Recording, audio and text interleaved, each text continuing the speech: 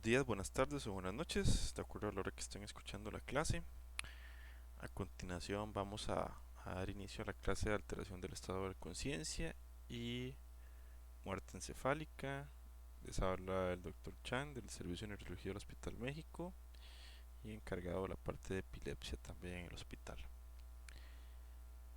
Entonces el contenido de la charla es lo que sería la definición de conciencia, algunas definiciones de alteración del estado de conciencia, agudas, subagudas o crónicas. Vamos a repasar un poco de lo que es el sistema activador reticular ascendente, cuáles son las etiologías de la alteración de la conciencia que debemos buscar y la exploración del paciente con alteración de la conciencia para cerrar con un poco de lo que es muerte encefálica, que hoy en día ha ido cobrando cada día más importancia. Entonces, cuando uno revisa conciencia, es aquel estado de pleno conocimiento de uno mismo y de sus relaciones con el entorno que lo rodean o con el universo externo. Entonces el conocimiento del universo interno, que es uno mismo, y todo el universo externo. Y básicamente tenemos dos componentes. El contenido o la cognición, que hace referencia a todas aquellas funciones cognitivas, funciones mentales superiores o las funciones de las redes funcionales, que eso es muy cortical. Y subcortical cuando hablamos de sustancia blanca que conecta la corteza.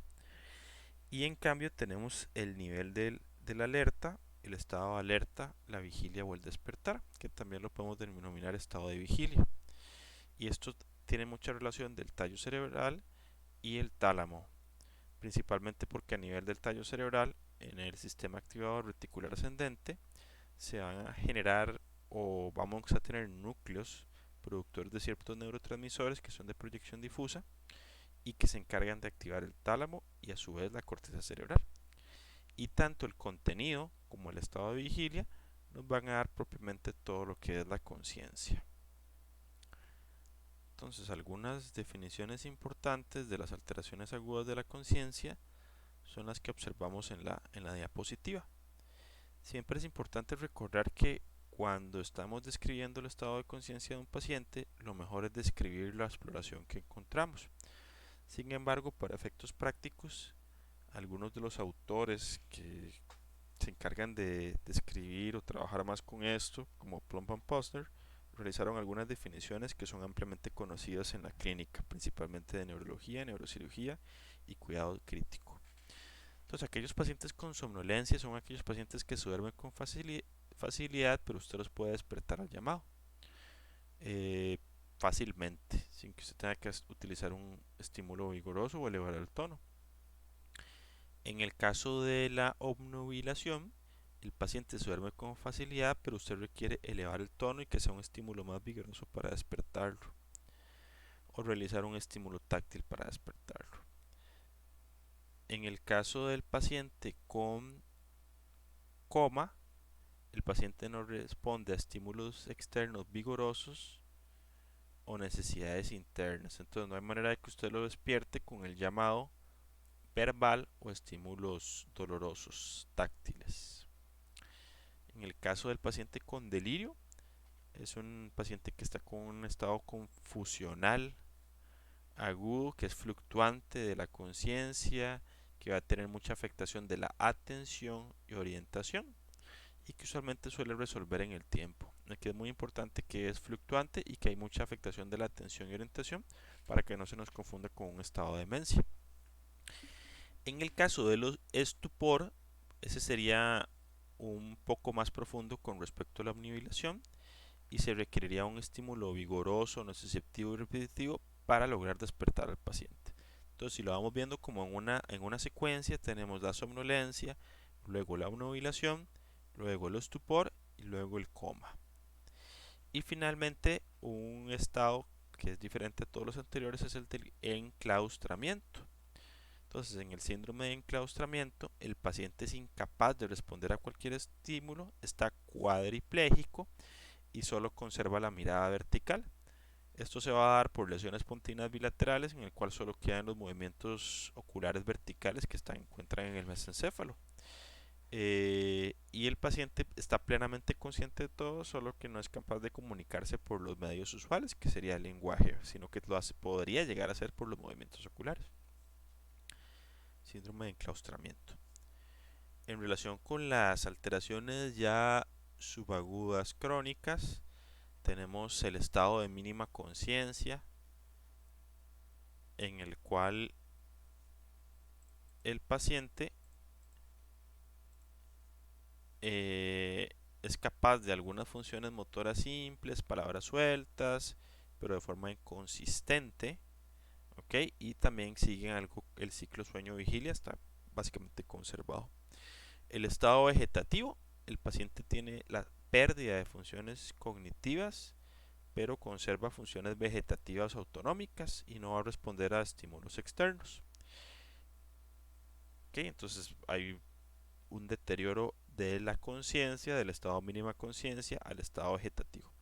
Y el estado vegetativo persistente es aquel paciente con estado vegetativo que persiste más allá de 3 meses de un evento no traumático y 12 meses de un evento traumático. Esto es importante para describir cuál es el pronóstico del paciente.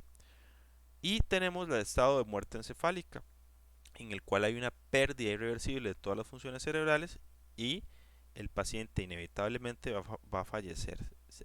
Hagamos lo que hagamos, siempre va a fallecer. Esto es importante porque un paciente en el cual el cerebro pierde sus funciones, inevitablemente va a fallecer. Usted lo puede mantener de forma artificial con dando soporte ventilatorio, soporte cardíaco.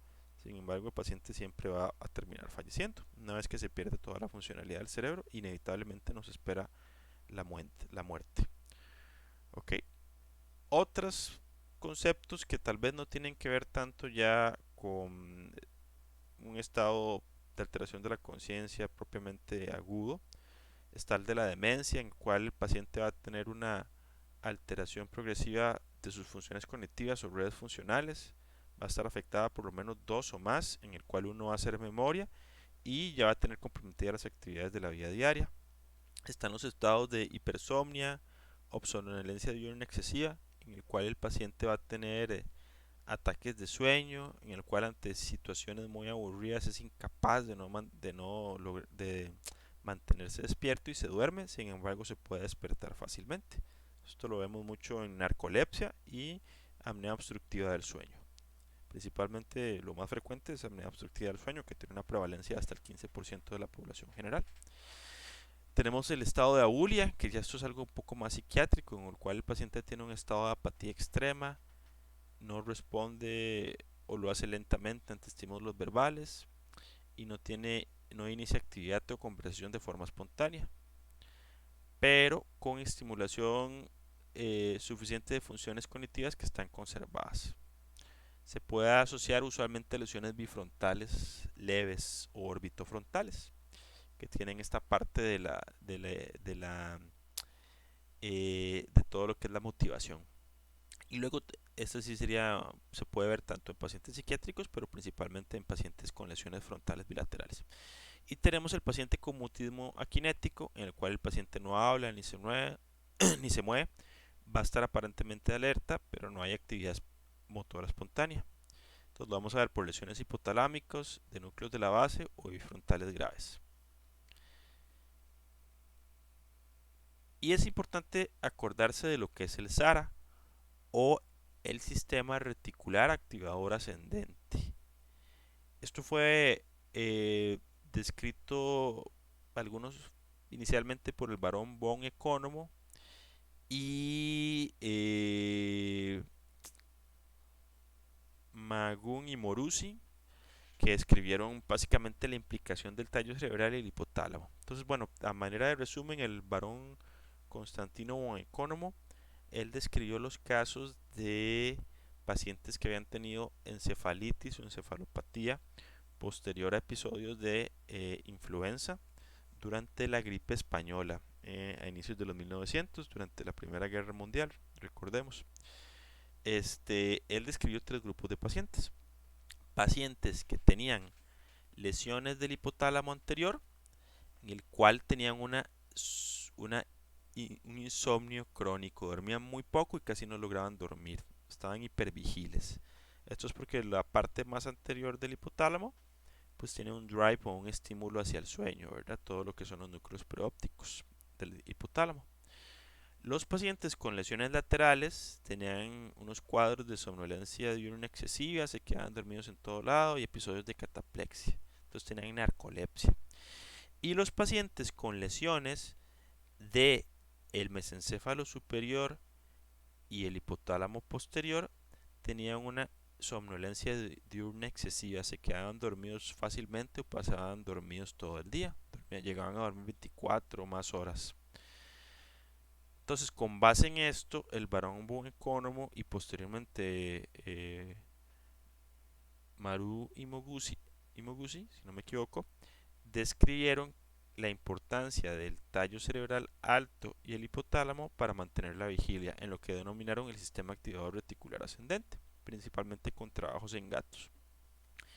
Entonces, parte de estos pacientes que tuvieron encefalitis por influenza, por ejemplo, son descritos en una película que se llama Despertares o Awakenings, en un libro que está basada en un libro escrito por Oliver Sacks, en el cual pacientes con secuelas de esta encefalitis por influenza tenían un estado hipokinético severo y somnolencia, y él veía que sus movimientos sí eran lentos, muy lentos, pero existía ahí una parte cognitiva que todavía estaba activa. Entonces él empezó a utilizar la levodopa, que era el tratamiento que se estaba dando para enfermedad de Parkinson, y estos pacientes tuvieron un nuevo despertar, como si hubieran de un pronto a otro ser activados.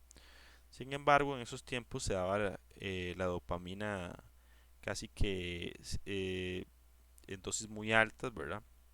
Todavía no estaba la combinación de levodopa-carbidopa, o sea, levodopa con un inhibidor de la dopa de carboxilasa, y las dosis que se tenían que utilizar eran muy altas. Al final estos pacientes terminaron con muchos efectos adversos, con disquinesias y posteriormente se dejó de utilizar la levodopa en este grupo de pacientes. Entonces volvieron a un estado más hipokinético y encefalopático. Entonces si uno revisa el tallo cerebral del puente para arriba, del puente medial para arriba, vamos a tener lo que se denomina el sistema reticular activador ascendente. Recordemos que la formación reticular son un grupo de núcleos que se encuentran de forma difusa a lo largo de todo el tallo cerebral en el tegmento, y del puente medio para arriba vamos a tener el sistema activador reticular ascendente, y el puente para abajo el tracto retículo espinal, que principalmente mantiene un tono flexor de las extremidades superiores. Estos núcleos de la formación reticular que forman parte del SARA son dopaminérgicos, noradrenérgicos, colinérgicos, serotoninérgicos e inclusive histaminérgicos, y van a tener proyecciones que van al tálamo, a la corteza del prosencéfalo basal o orbitofrontal, y de ahí eh, estos núcleos que se proyectan al tálamo o al prosencéfalo basal van a proyectarse al resto de la corteza cerebral, activándola. Entonces van a encargarse de crear una desincronía, desincronizan el cerebro, lo activan todo al unísono. Bueno, no lo activan todo al unísono, sino se encargan que el cerebro se mantenga activo y mantienen la vigilia. Entonces realmente en estados de sueño se activan los núcleos promotores del sueño, que se encuentran en el núcleo preóptico ventrolateral del hipotálamo, por un drive ahí en el cual hay un cambio, un cambio, un switch de vigilia a sueño, que está muy mediado esto por la parte de lo que es la hipocretina, que se produce en el hipotálamo lateral, y de forma suave pasamos de vigilia a sueño. Entonces apaga la sustancia reticular activadora ascendente y ya no hay una activación difusa de la corteza, con lo que tenemos ya sueño, ¿verdad? Recordemos también que pues en el sueño REM sí va a estar desincronizada la corteza, y esto se ve principalmente en núcleos colinérgicos. Sin embargo, por activación de núcleos que causan hipotonía, no nos movemos durante el sueño REM. Entonces, ¿qué puede causar alteración del estado de conciencia? Lesiones directas sobre el tallo cerebral alto, pueden causar alteración de la conciencia. Lesiones corticales difusas bilaterales pueden causar alteración de la conciencia. Lesiones del hipotálamo y tálamo bilaterales podrían causar alteración de la conciencia. Trastornos metabólicos como hiponatremia, hipernatremia, intoxicaciones, uremia, hiperamonemia, la cefalopatía hepática, por ejemplo, y el estado epiléptico no convulsivo, por ejemplo. Todo eso puede causar alteración de la conciencia. Entonces, si uno ve las etiologías, podemos tener causas estructurales, por ejemplo, que pueden ser supratentoriales, como ya decíamos, cortical bilateral, diencefálica bilateral, o infratentoriales, que ahí entran tallo encefálico, punto mesencefálico. Y ahí podemos tener trauma encefálicos, hematomas intracerebrales, subdurales, hemorragia de tallo cerebral, evento cerebrovascular, trombosis de senos venosos subdurales, tumor encefálico, absceso cerebral, etc.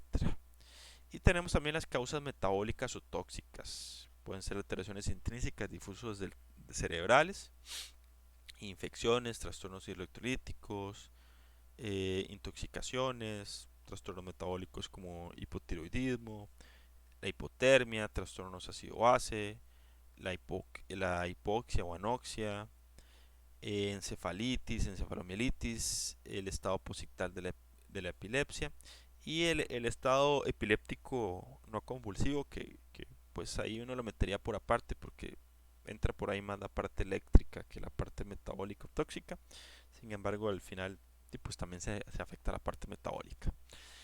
Y van a haber causas psiquiátricas también de la alteración del estado de la conciencia, como lo pueden ser los trastornos neurológicos funcionales, que antes llamábamos trastornos conversivos, la depresión severa o los estados catatónicos, que los estados catatónicos pueden tener una causa orgánica o no exactamente psiquiátrica y causas psiquiátricas, ¿verdad?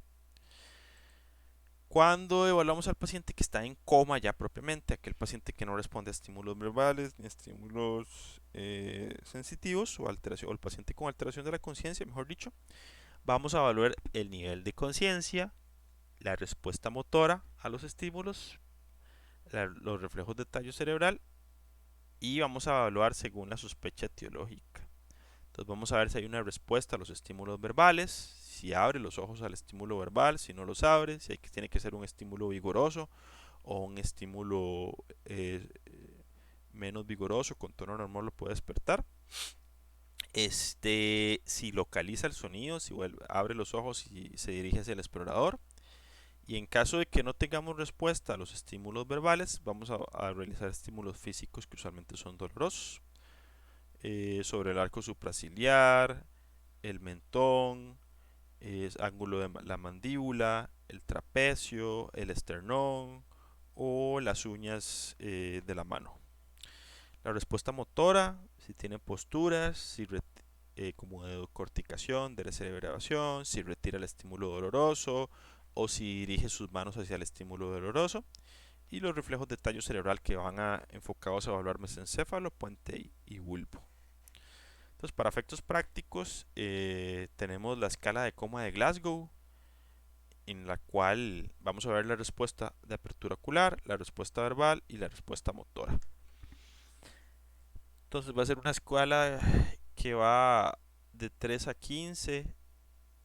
Usualmente, bueno, en general la apertura ocular se puntúa de 1 a 4, la respuesta verbal de 1 a 5 y la respuesta motora de 1 a 6. Y básicamente son los ítems que podemos ver ahí anotados. Entonces a la apertura ocular vemos si es espontánea, al llamado, al dolor o no existe. La respuesta verbal vemos si es orientada, si es confusa, si las palabras son inapropiadas, si solo tiene sonidos incomprensibles o no hay respuesta verbal al dolor.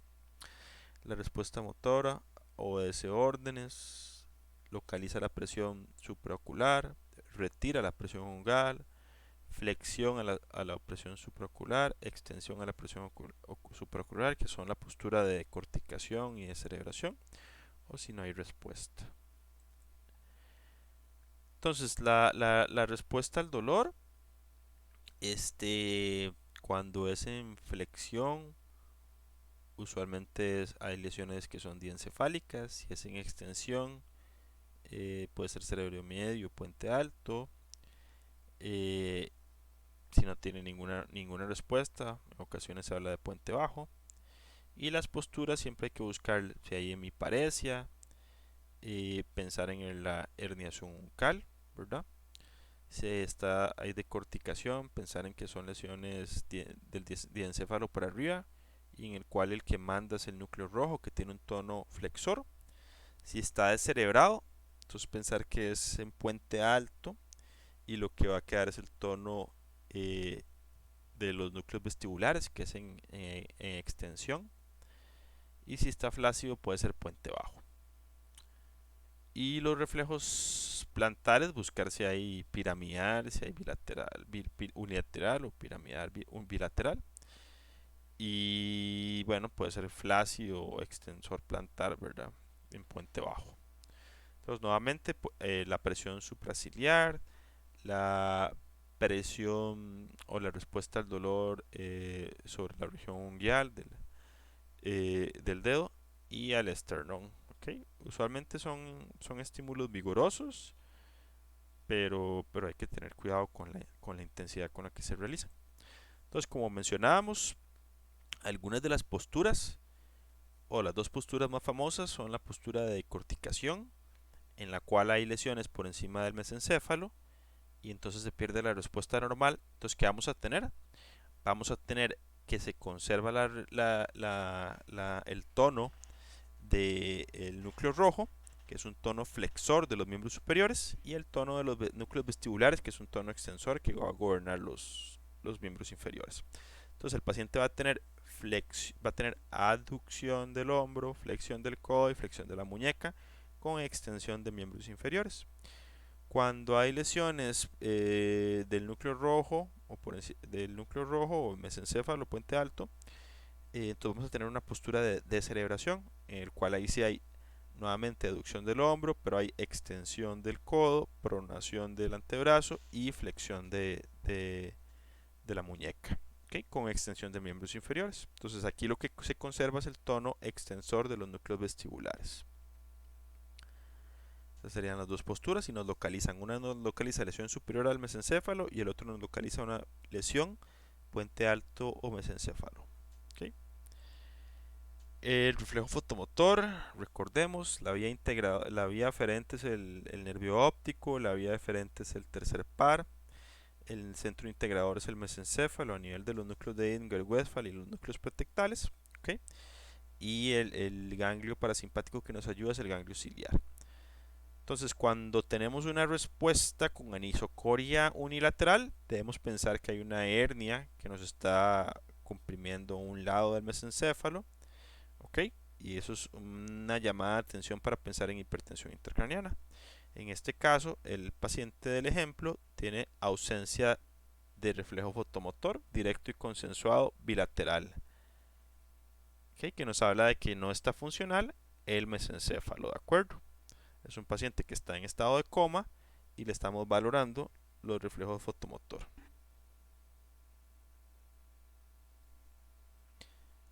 ¿Okay? Entonces, reflejos de tallo de mesencéfalo ausentes. Y algo importante con las pupilas, nuevamente pueden haber diferentes tipos de pupilas. En el caso de las lesiones diencefálicas son pupilas pequeñas reactivas, pequeñas pero reactivas, perdón. En el caso de las lesiones pretectales del mesencéfalo, ¿verdad? Son pupilas grandes, fijas, que pueden tener hipus popular, que es como si pulsaran. Cuando tenemos lesión del tercer par, es lo que les mencionaba, hay que pensar en que hay una hernia, ¿verdad? Tenemos anisocoria con una pupila dilatada, reactiva. Hay que buscar hipertensión intracraniana. Cuando tenemos lesiones propiamente del mesencéfalo, van a estar en una posición media, fijas, y las pupilas pontinas son pupilas puntiformes. P de pontina y puntiforme, que son pupilas muy pequeñas, ¿verdad? Ahí sería porque hay compromiso de la vía simpática que se ubica en la parte lateral del tallo cerebral. Entonces, igual las pupilas nos ayudan a localizar dónde podría estar la posible lesión. Aunque hay que recordar que el paciente tiene que estar sin sedación, porque de lo contrario, el midazolam y el fentanil pueden dilatar las pupilas. Los reflejos oculocefálicos, recordemos aquí las vías aferentes son el vestíbulo coclear y las vías eferentes son los pares craneales oculomotores, principalmente el sexto par, con el lemnisco medio que comunica el vestíbulo coclear con el sexto par y luego el sexto par con el tercer par, ¿verdad? Perdón, el fascículo longitudinal medial. Entonces, la respuesta normal del reflejo oculocefálico es que el paciente va a seguir viendo hacia la línea media o hacia el frente cuando usted hace los movimientos hacia la derecha y hacia la izquierda. Mientras que el paciente con lesión propiamente ya de puente pierde el reflejo oculocefálico y lo que va a hacer es que va a tener ojos de muñeca. Entonces el paciente eh, sigue, los ojos siguen el desplazamiento de la cabeza. Entonces en vez de ver hacia el frente, se quedan con el movimiento de la cabeza. Lo normal sería que se queden viendo hacia adelante, hacia el frente, y no que se desplacen con la cabeza, que sería lo anormal. Hay pérdida del reflejo para mantener la mirada hacia adelante. Entonces son ojos de muñeca porque en el pasado las muñecas tenían los ojos, les pintaban los ojillos, y entonces usted dice que movía la cabeza de una muñeca y los ojos seguían a la cabeza, ¿verdad? En relación con el reflejo vestíbulo ocular, en este caso, dependiendo de con qué lo estimule usted, cuando lo estimulamos con agua fría, se van a desviar hacia el lado opuesto, y cuando los estimulamos con agua caliente, hacia el mismo lado. Esto es cuando hablamos, ¿verdad? Del nistagmus, ¿verdad? Porque uno lo ve que hay una respuesta lenta hacia el oído, de desviación de los ojos, y luego hace un nistagmus, ¿verdad? Entonces ahí va a variar de acuerdo con si lo estimula con agua fría o con agua caliente, hacia qué lado va a ser la fase del nistagmus. Entonces nuevamente, en este caso lo que tendríamos es que el paciente con el agua fría, inicialmente los ojos van a de forma lenta desviarse hacia el lado del estímulo, y luego hacen una saca o un nistagmus al lado contrario. Y con el agua caliente, entonces más bien lo que van a hacer es que se desvían hacia el lado contrario al estímulo y luego hacen una sacada hacia el lado del estímulo. En el paciente con lesión de tallo cerebral, que estamos sospechando muerte encefálica, va a haber ausencia de respuesta vestibulocular al estímulo calórico. Entonces esto nos habla nuevamente aquí reflejo oculocefálico, lesión de puente. Reflejo vestíbulo ocular, calóricas o pruebas calóricas, también nos habla de que hay ausencia de función de puente. Entonces aquí tenemos mesencéfalo con el fotomotor, vestíbulo ocular y pruebas calóricas, puente. ¿Okay? Otros importantes, bueno, a ver si hay desviación de la mirada para localizar una lesión. Lo que sería el, el reflejo también corneal, ¿verdad?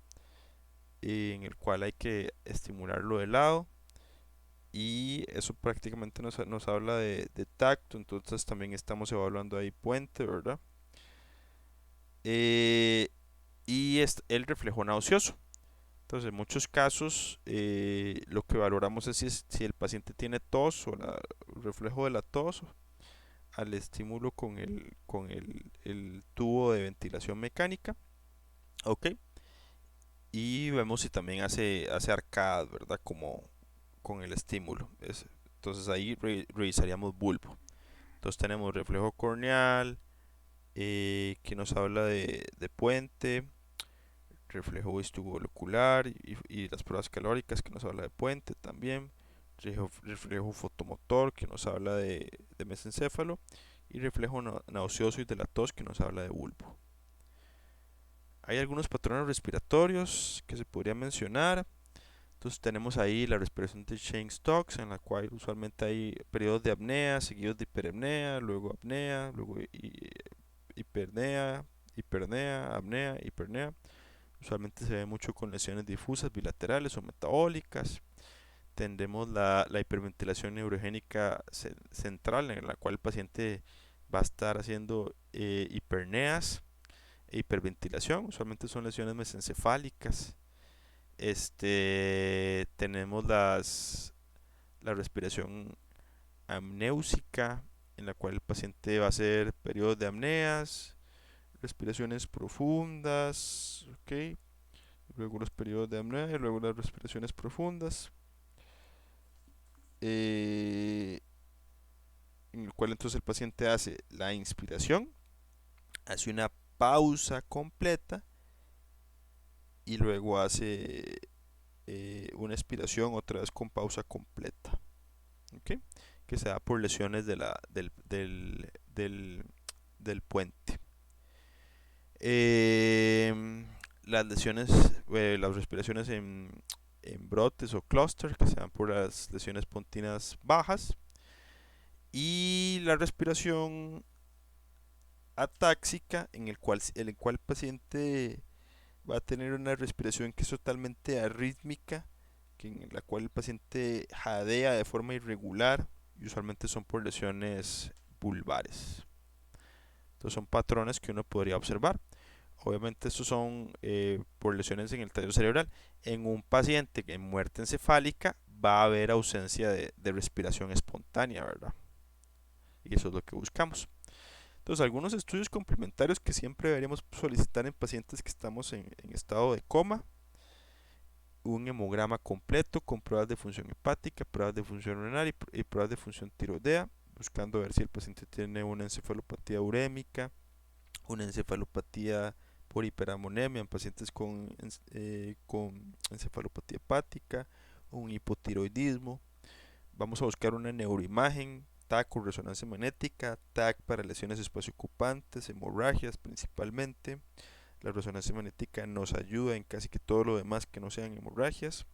Entonces, lesiones espaciocupantes, encefalitis, infartos cerebrales, traumas también se ven en TAC o resonancia, etcétera. Los gases arteriales para ver el estado ácido-base, la glicemia es importantísimo para ver las hipoglicemias. El electroencefalograma va a ser importante para diagnosticar el estado epiléptico no convulsivo. La punción lumbar buscando encefalitis, meningitis, encefalitis autoinmune. Y los tóxicos en orina para buscar tóxicos que nos expliquen el estado de conciencia, principalmente benzodiazepinas. En el caso de la muerte encefálica, es el estado en el cual hay pérdida de función irreversible del encéfalo, ¿de acuerdo? Esto ya está normado en la ley, ¿verdad? Hay que establecer una legislación o ya está establecido porque es importante poder diagnosticarlo bajo todo el rigor de la ley, porque son pacientes que una vez que usted lo diagnostica, vamos a tener la posibilidad de que sean donantes de órganos. Entonces, entre las cosas importantes, los prerequisitos, tenemos que tener un coma irreversible con una causa conocida. Si no tenemos una causa conocida de una lesión que explique el coma en la neuroimagen, no podemos diagnosticar muerte encefálica. Ni siquiera seguimos. Un paciente sin neuroimagen, ni siquiera se hace la valoración de muerte encefálica. Es importante que no hay efecto residual de los sedantes. Eso implica ver las vidas medias de los medicamentos que se estén utilizando, conocerlas y saber que hayan pasado 5 vidas medias de estos medicamentos. Ver que en los laboratorios no haya presencia de trastornos ácido-base, electrolíticos, endocrinos que expliquen el coma. Que la temperatura sea normal, que no esté en hipotermia, que explique el coma. Que no existe respiración espontánea y que la presión arterial sistólica sea mayor a 100 milímetros de mercurio. Entonces, si no tenemos neuroimagen, no se evalúa por muerte encefálica. Si el paciente tiene respiración espontánea, no se evalúa por muerte encefálica. O si no se cumplen algún otro de los prerequisitos. Eso es importantísimo conocerlo. Entonces, una vez que ya cumplió los prerequisitos, pasamos al examen neurológico. Y básicamente lo que vamos a hacer es hacer todas las pruebas de tallo cerebral y movimientos espontáneos. Entonces, vemos las pupilas que sean reactivas a la luz, que tenga el reflejo corneal ausente, que los ojos sean inmóviles a los reflejos oculocefálicos, que no haya movimientos faciales al estímulo doloroso, que no haya reflejo nauseoso ni tusígeno y que no haya respuesta motora al estímulo doloroso en las 4 extremidades. Si el paciente cumple estas pruebas, finalmente vamos a pasar a la prueba de apnea. En la prueba de apnea, usualmente vamos a tener tenemos que tener un paciente que esté hemodinámicamente estable. Usualmente van a tener soporte con vasopresores. El ventilador va a estar ajustado para tener una presión arterial de dióxido de carbono entre 35 y 45 milímetros de mercurio. vamos a preoxigenar al paciente con una FI2 al 100% por 10 minutos y luego vamos a mantener la oxigenación con una PIP de 5 centímetros de agua. ¿Ok? Pero vamos a desconectar ya al paciente del ventilador. Una vez que lo desconectamos, eh, vamos a mantener un catéter a nivel de la carina a 6 litros por minuto de oxígeno y vamos a ver, número uno, si el paciente presenta respiraciones espontáneas. Vamos a tomar unos gases arteriales al inicio y a los 10 minutos y se va a reconectar al paciente al ventilador. Y la idea es ver si el paciente tuvo respiraciones espontáneas y si hace hipercapnia. Entonces, en el caso de que el paciente aumentara la CO2 a más de 80 y no realizara ventilaciones espontáneas, mencionamos o podríamos anotar que la prueba de apnea es positiva. Entonces, nuevamente, reflejo fotomotor, reflejo corneal. Entonces, tenemos aquí mesencéfalo, reflejo corneal, tenemos puente, reflejo vestibulocular, tenemos puente y mesencéfalo, reflejos con pruebas calóricas igual, y luego tenemos reflejo tusígeno y nauseoso, que ese sería propiamente de bulbo, ¿de acuerdo?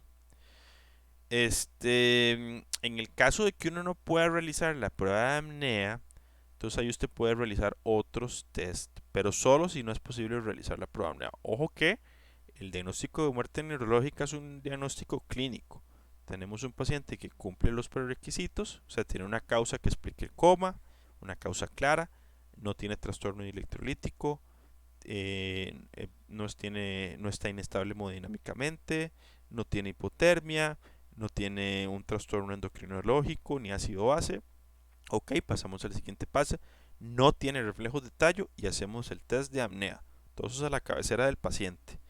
En el caso de que no podamos hacer el test de apnea porque tiene alguna contraindicación que lo impide, entonces podemos realizar un electroencefalograma en el cual lo que busquemos es que esté plano, ¿okay? Que no tenga nada de actividad cortical. Podemos ver una angiografía cerebral en la cual habría pérdida de flujo a través de la arteria carótida interna y cerebrales. O podemos realizar un Doppler transcranial en el cual vamos a observar ausencia también de flujo. Entonces, nuevamente, reflejos de tallo. Aquí tenemos el reflejo o las pruebas calóricas. Entonces, vemos cómo con el agua fría estimulamos el oído de forma a un mililitro por segundo. Y vemos cómo no hay movimiento. ¿Ok? Entonces, no hay movimiento de los ojos. Vemos en la imagen superior de la derecha los ojos de muñeca. Entonces el paciente, en vez de dejar la mirada hacia el frente, lo que hace es que los ojos se mueven con la cabeza de un lado por otro. Y luego tenemos aquí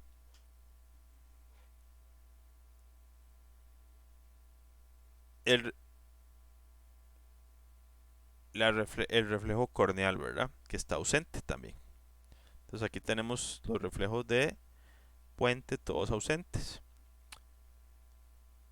Nuevamente el test de apnea, entonces, negativo, hay movimientos respiratorios. Positivo, no hay movimientos respiratorios, perdón, la PCO2 que aumente más de 60 milímetros de mercurio o que haya un aumento de 20 milímetros desde el nivel basal, ¿verdad? Entonces no era 80 como había dicho, sino 60, ¿ok? Que aumente más de 60 o que aumente de 20. Y finalmente, ¿por qué es tan importante diagnosticar muerte encefálica? Porque hay listas de espera enormes y nosotros con un solo paciente que diagnostiquemos de muerte encefálica se pueden hacer 8 trasplantes, ¿verdad? Las córneas, pulmones, hígado, riñones y corazón. Entonces realmente si vemos por año, por lo menos en el año 2021, vemos que había por lo menos casi más de 100.000 pacientes en listas de espera a lo largo del mundo y realmente los trasplantes realizados versus las listas de espera son marginales realmente, ¿verdad? Son muy pocos. Eh, entonces, en ese caso, todavía queda mucho trabajo por hacer. Mm, aquí, bueno, en otros que se incluye otros alotrasplantes, o sea que es del mismo paciente que transfieren tejidos. Pero bueno, vemos como las listas de espera son largas y realmente son pacientes que tienen un alto riesgo de fallecer si no reciben su trasplante. Entonces, de ahí lo importante que uno reconozca de forma temprana a pacientes con muerte encefálica inminente, que son los que ya tienen por lo menos dos reflejos de tallo ausentes, si le queda todavía hace alguna que otra respiración espontánea, darle seguimiento y esperar a que haga la muerte encefálica, diagnosticar temprana y iniciar todo el protocolo con el equipo de trasplante. Entonces, bueno, eso era lo que les traía para hoy. Recordarles darles suscribir o pueden revisar algunas otras charlas en nuestras páginas de educación médica, que sería Neuroedu, que igual estamos en todas las redes sociales. Pueden buscar los videos en YouTube o el podcast en Spotify, que es donde usualmente publicamos un poquito más de cosas en YouTube. Y las referencias, principalmente el Dijon, de exploración neurológica, el capítulo 51. El Adams, que creo que es el 16, ese se lo subí al aula virtual. Y bueno, hay un libro específico solo del diagnóstico y tratamiento del estupor y coma, que es el del Plump and Posner, que realmente ya esto sería un poco más avanzado, pero también los primeros dos capítulos están muy buenos en la parte semiológica. Entonces, muchas gracias por su atención, espero que haya sido de su agrado la charla.